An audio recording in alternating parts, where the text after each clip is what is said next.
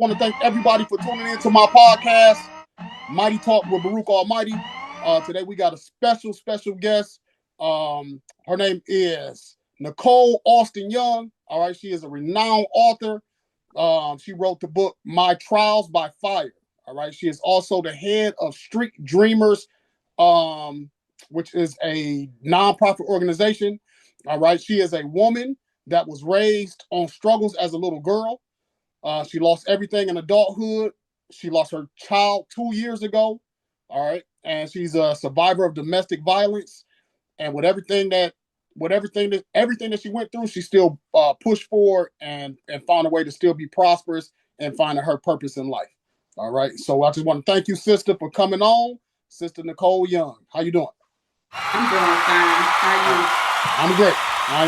I am great. I appreciate you coming on to the podcast. Once again, once I saw the title of your book, I definitely felt like, yeah, let me talk to her, see what she got going on. And actually, you are a very interesting person with a lot to say. So we're just gonna get into that. You got anything that you want the people to know about you? Basically, I'm just figuring out my purpose in life at the big age that I am today. And the reason is because I faced so many struggles and trials and tribulations throughout life. And mine was cloudy, couldn't focus right, and stuff like that. So, with all being said, or what I faced it and went through, I decided to do good to other people that's going through way worse than what I have went through. Okay. So that's basically it. Okay. That's what's up. And so, what was the mission behind you writing your book? My book is dedicated to my deceased son. That was like the icing on the cake for me. To lose a child is unbearable pain. Like we were never taught. We was always taught that we as children are supposed to be able to bury our grandparents or our parents, but nobody ever prepared a parent to bury their child. All So I went through a lot of situations where talking to people, I thought that would make me feel better. But then I learned along the way, some people don't even want to listen to what you've been through. They want to use it against you when you're at a weaker stage in your life. So that kind of shut me down from talking to people about the things that I've been through in my life. So me doing the book, I felt like I can write it down and let the world see if they facing challenges that I have faced, whether it's grieving, whether they feel like they don't have nobody that have their back when they going through something, whether they have friends or family that just stabbed them, been betrayal, deceit, lies, whatever. They are not by themselves, and they can weather the storm because storm don't last always. Okay. I like it. I can hear the strength, sis. Um, you're right when you say that about they don't teach us how to. Nobody's prepared to lose a child. Absolutely, and I'm definitely sorry that you experienced that. Um, hopefully your book will touch people, and your experience can help them make it through it also. So that's pretty good. What's the mission behind the Street Dreamers? Street Dreamers, my son played a major part in that too. I used to be in other organizations and it didn't work out too well for me. So my son, he came to me one day and he was like, Mom, you do so much and you try to help so many people. Why you just don't come up with your own? So I thought about it and I was like, well, I tried. Don't know if it's going to be successful or not, but I tried. So he helped me come up with the name. And from there, we just started going up the ladder. When we first started, we was majorly doing all the community events and stuff by ourselves and the people that was a part of our organization.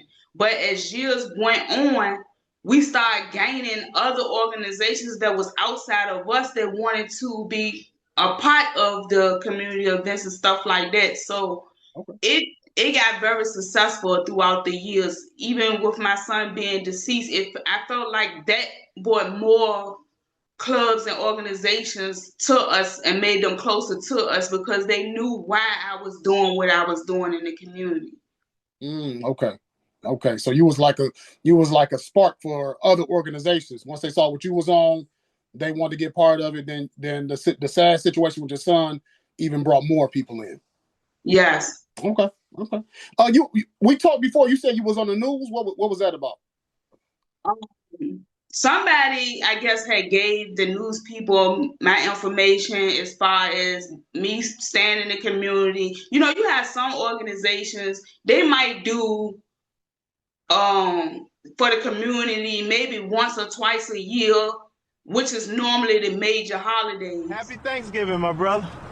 Say, Pastor, where the hell am I supposed to cook this? But my organization, we in the community all year around with no breaks. So one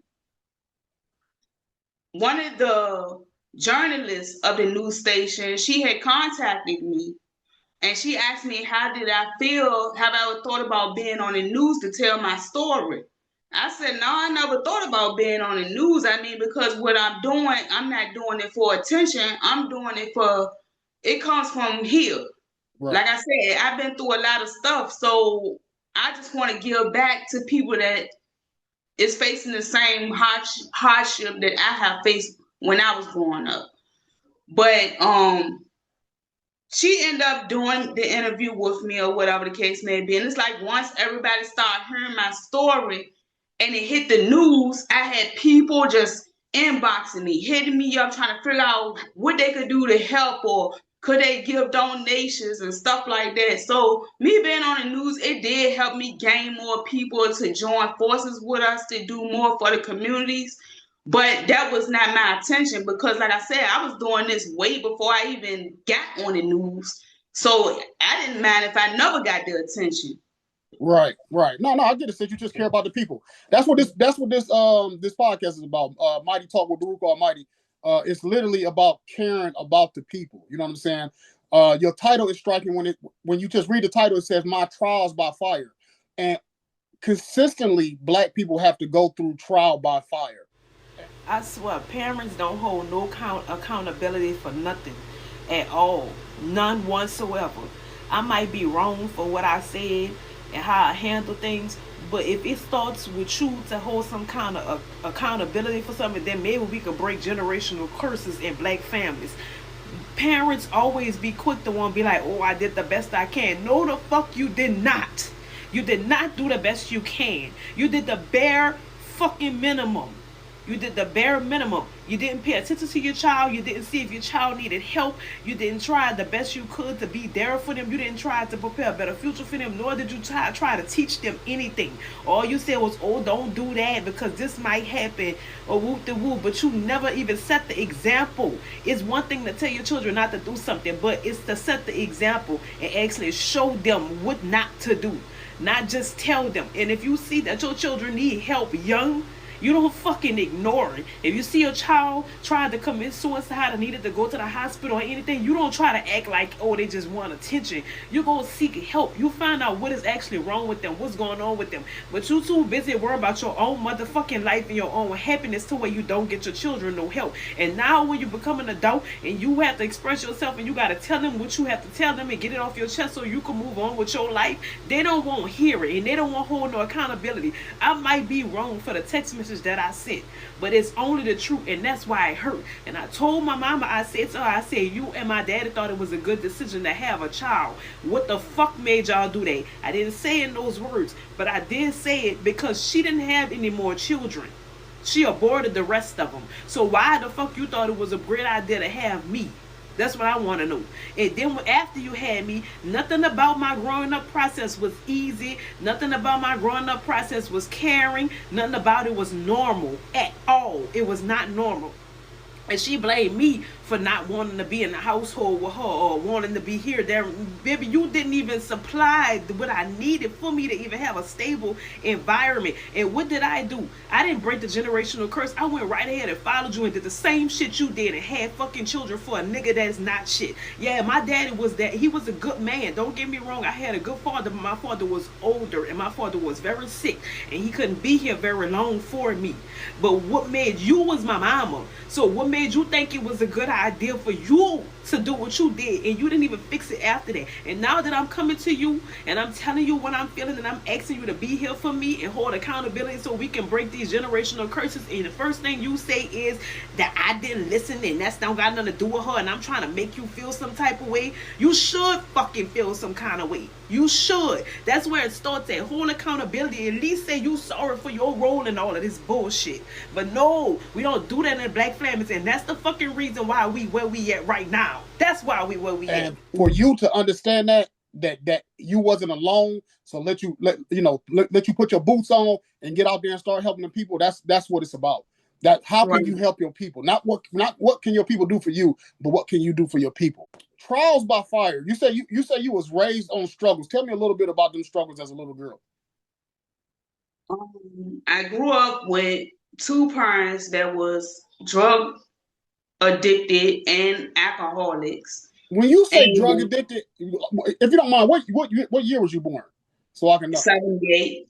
78. So you grew up during the 80s. So are you talking like when you say drug addicted, you mean like crack addiction? Yeah. Crack addiction. Okay. Yep. It run in our families. The white man did a hell of a job of pumping that into our communities. But go ahead. You say you had two parents that was drug addicts and alcoholics. Okay. And we used to be in the house days, a week at a time. And it's like they forgot they even had children at home. Me and my little brother was in there like fending for ourselves. Like I got an older brother, but at the age of 13, he dropped out of school and he chose the streets. So he left me and my little brother by ourselves.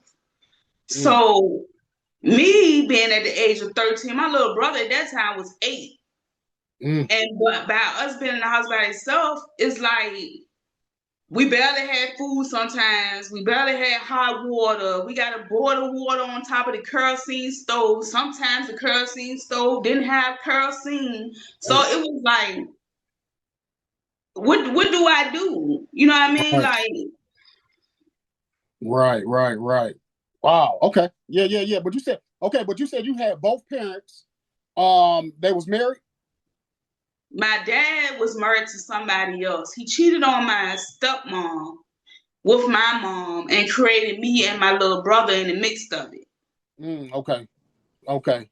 And then just a whole bunch of chaos ensued after that, sounds like. Yeah, okay.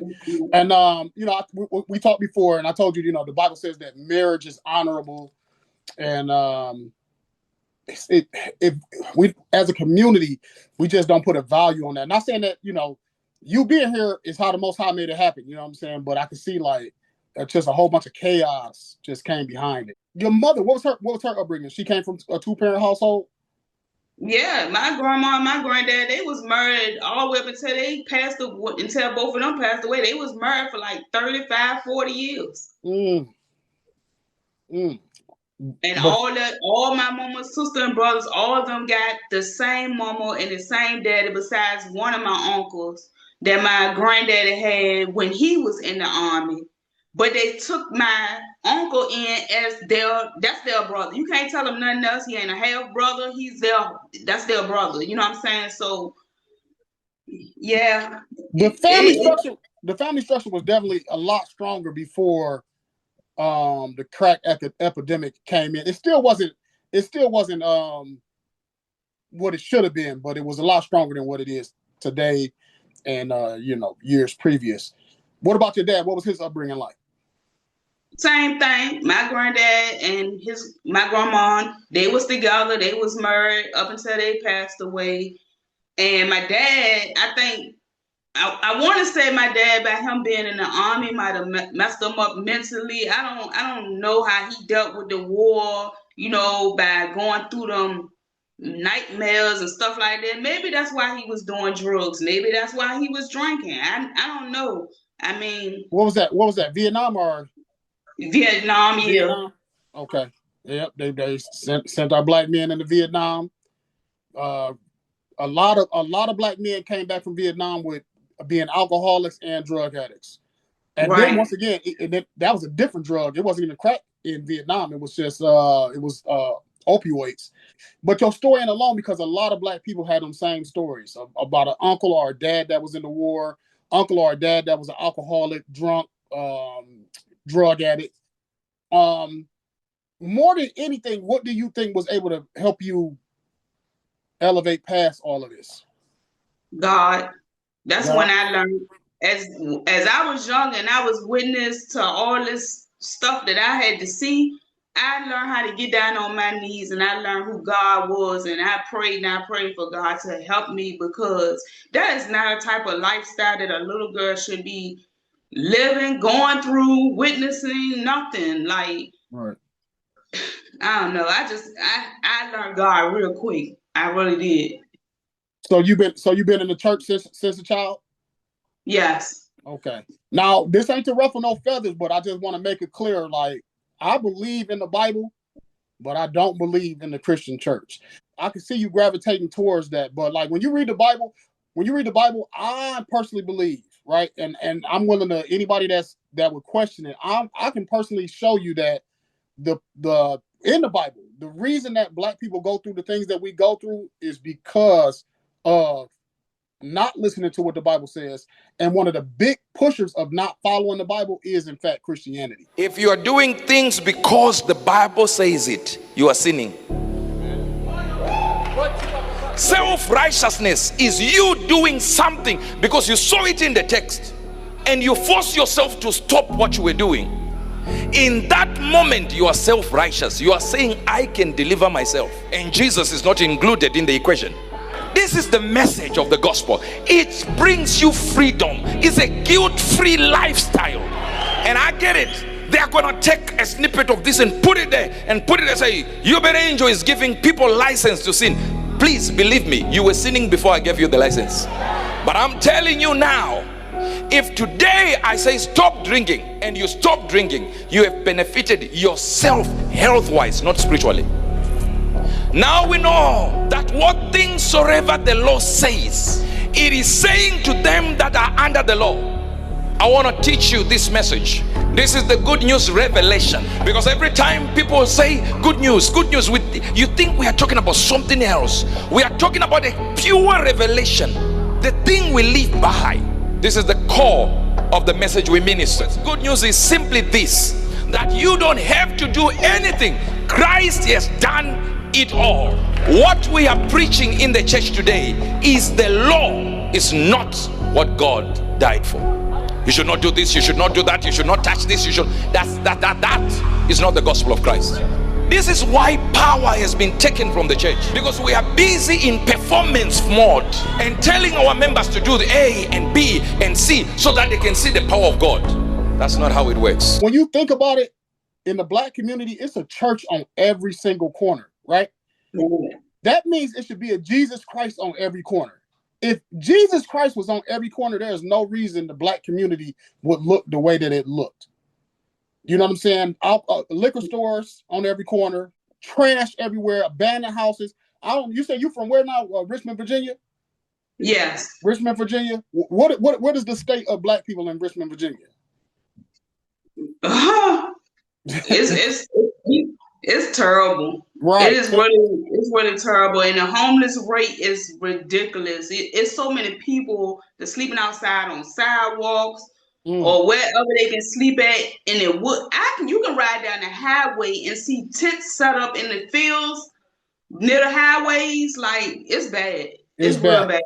And this is why I say, so I'm not, I understand that at one point in time, the Christian church was all that we had. But now, at a time where we can read for ourselves, I don't advise anybody to go into the Christian church. You should follow what the Bible says, and you should, truthfully, you should find you a Israelite, commandment keeping, organization and follow them. I will scream that from the rooftops.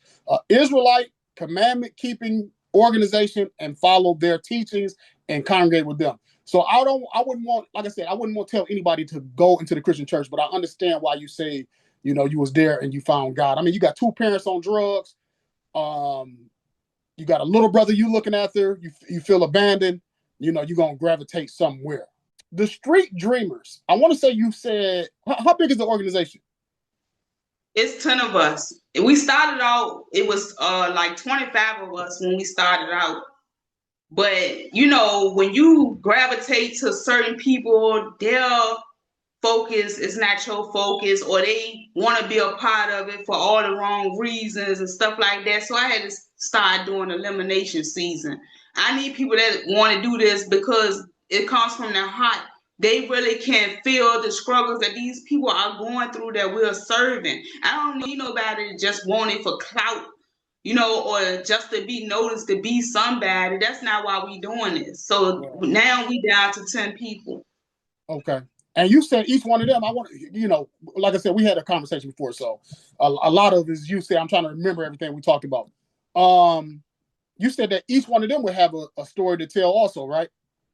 Yes. Everybody that's a part of my team has been through something tragic in their life, and they felt like they needed an outing to deal with their pain and stuff like that. Like, I have a member that was shot that's in a wheelchair, but you would never know that he's in a wheelchair because he don't let the wheelchair cripple him. Okay.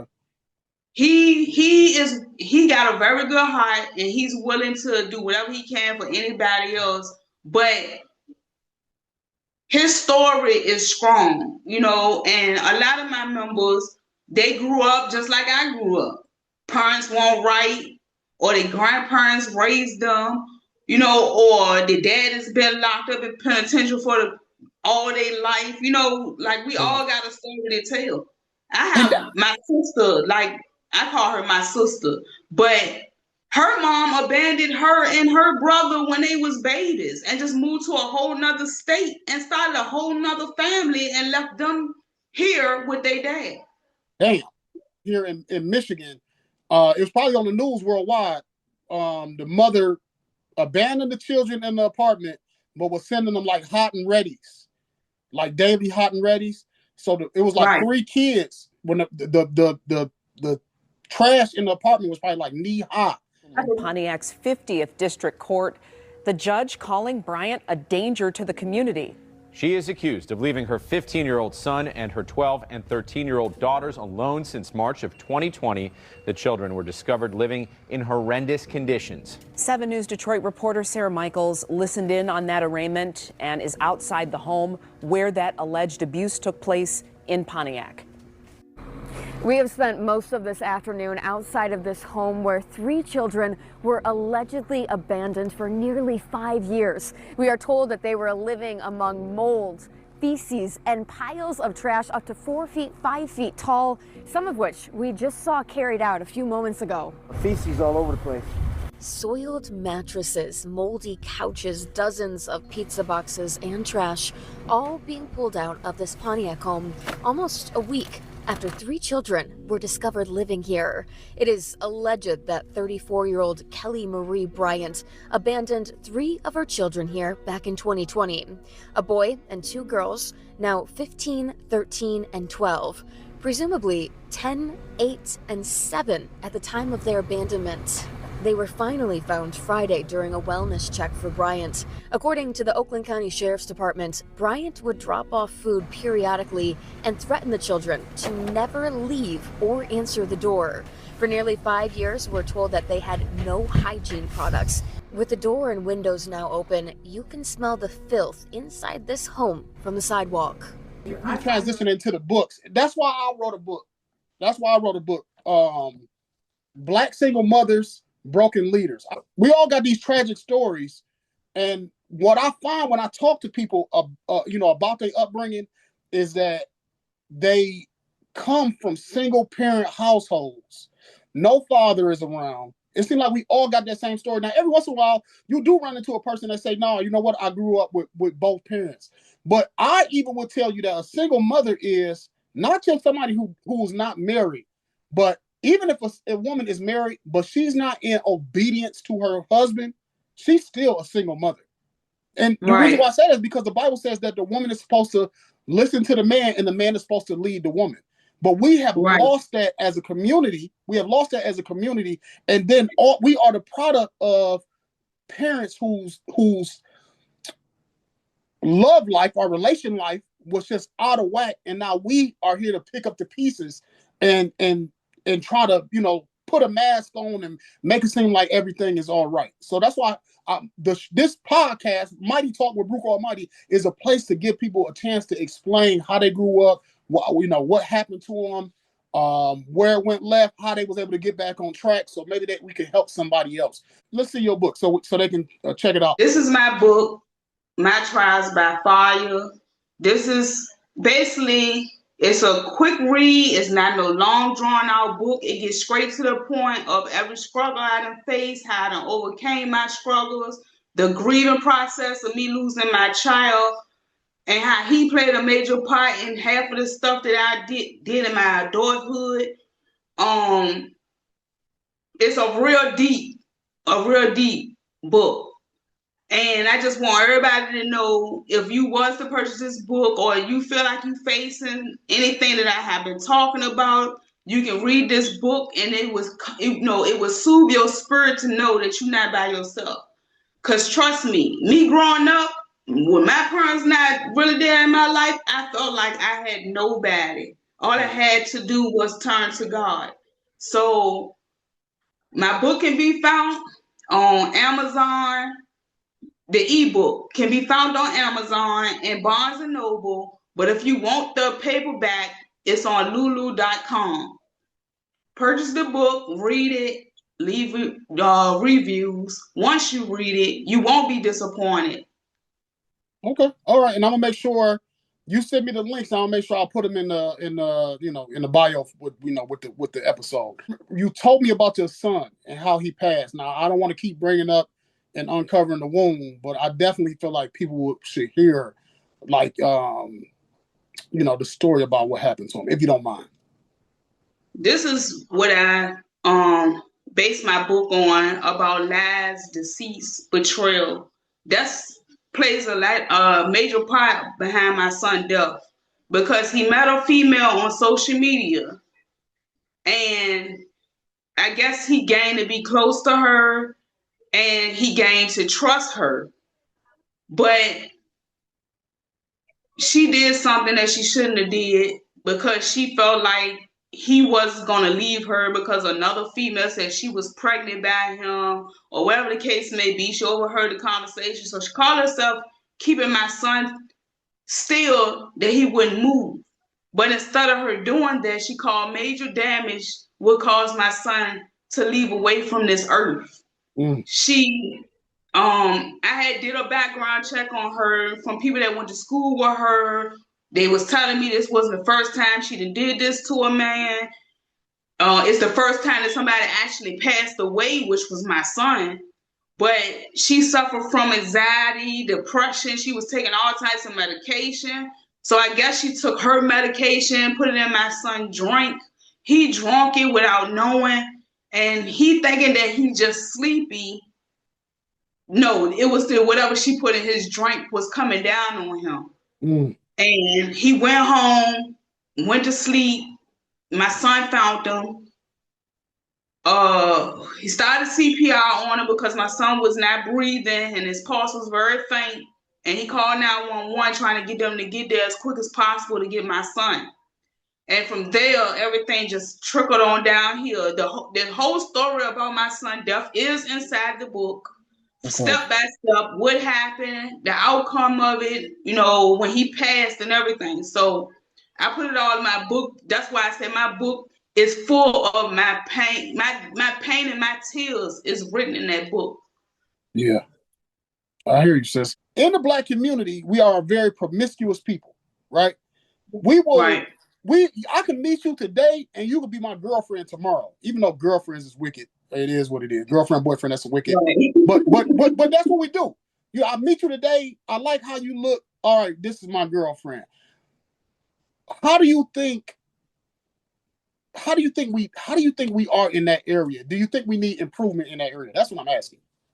Yeah, they definitely need a lot of improvement in that area. And like I was trying to teach my son, but my son, when he had his mind stuck on something, that's just where it was. He just desperately needed a girlfriend. He desperately wanted children. He desperately wanted all these things. And I kept telling him he needed to focus on getting his life together. He needed to focus on, getting a stable career and getting his own and all that. But he didn't want to listen. But then when he got to the point where he like, Mom, you right, and starting to go the way that I've been teaching them the whole time, by then it was too late. Right. I have the text message in my phone where my son texted me and said, Mom, you was right. I listened to you when you first told me.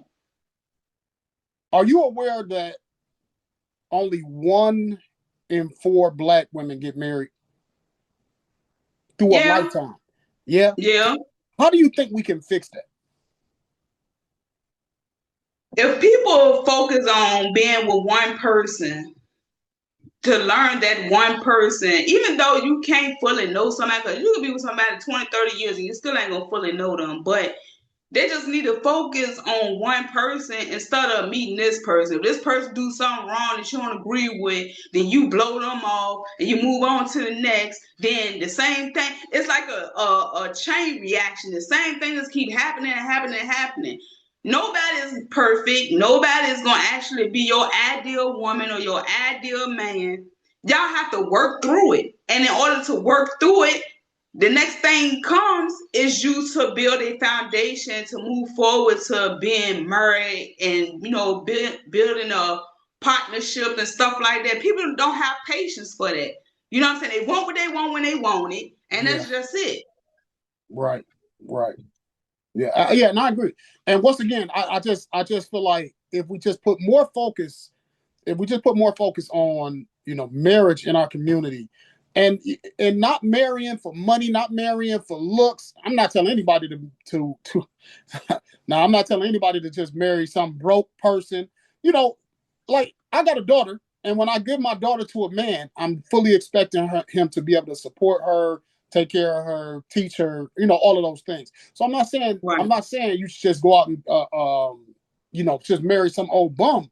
But the problem we're gonna have to fix in the Black community is that we got women that's in charge.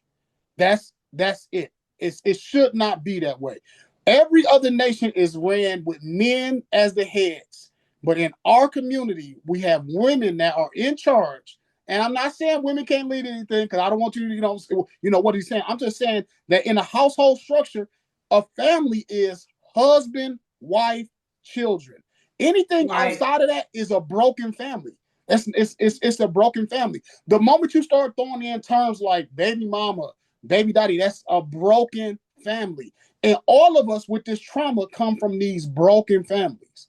And to fix that, we got to say, all right, let's honor marriage. Number one, we got to come out of the Christian church. I know you like, damn, why did he keep saying that? Because the Christian church is the place that's pumping out these Black single mothers. Y'all can say what y'all want. I'm telling you, single moms have it the worst. Single moms have it the freaking worst. When it comes to taking care of your kid and making sure they good, you are the first point of contact. Everything relies on you. If you get upset, don't be so upset at your kids. Why? Everybody want to come at your throat about how you treat your kids when you upset, but you got to deal with everything. You have to be the person that they have to rely on when they mess up. When they can't do something right, they gonna call you. I want my kid to know that, yes, I'm upset when you don't do this. I'm tired of people always criticizing black moms. Y'all criticize black moms more than anything in this world, and it breaks my heart because I struggle being a single mom. Y'all can put on a facade. Y'all can put on a aesthetic across it, but it does not change the fact that this world hates black single moms. This world hates black women, period. Do you know how hard it is to be a black mom? Let alone black, period. In a world that hates black people.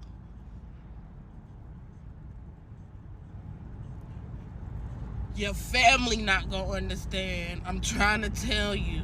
They're gonna be the first people to judge you.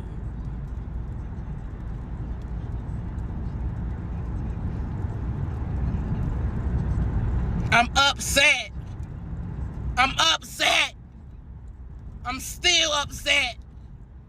I'm upset every chance I get. I'm upset about it. If I could take it back, I would take it back. God knows I am upset at the situation that I'm in with having to be a single mom. You prayed for this. Well, I prayed to God for a whole lot of things. And he has yet to give it to me. So why am I still stuck in this situation of being a single mom? I hate being a single mom. I hate being a single mom. They pumping them out. They pumping out these, for lack of better words, they pumping out the homosexuals that's singing in the choir.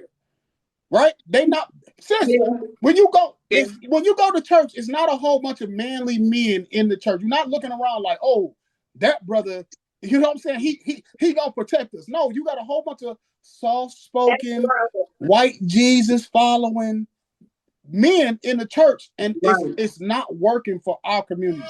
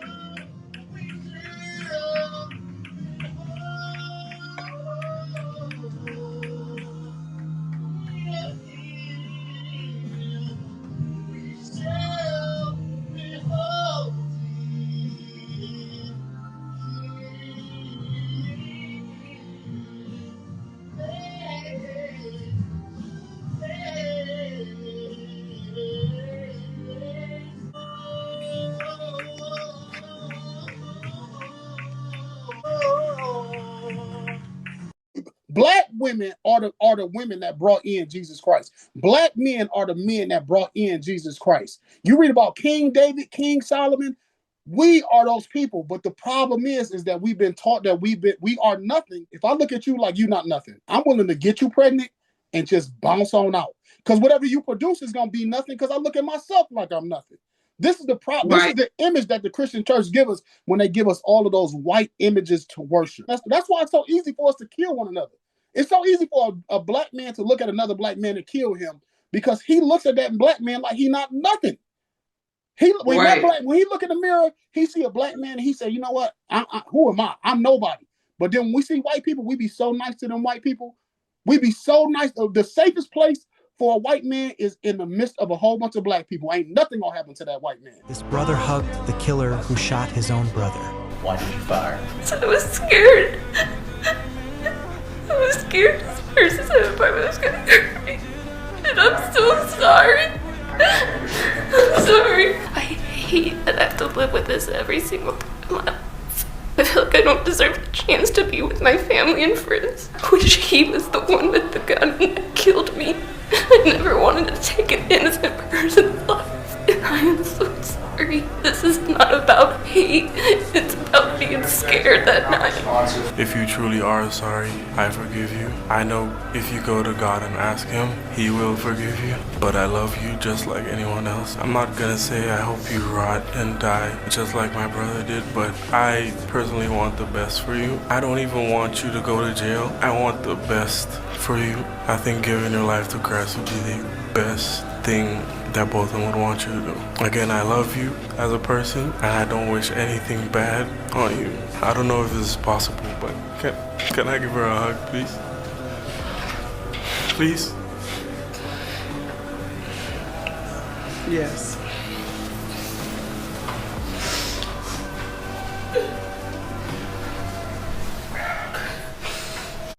But another brother and another brother, shit, they'll kill each other right now. Without even thinking about it.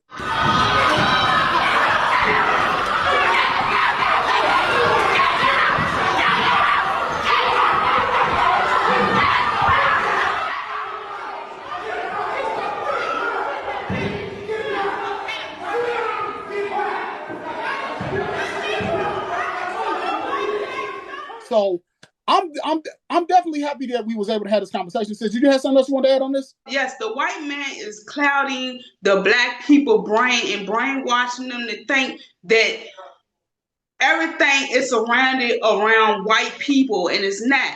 God is black.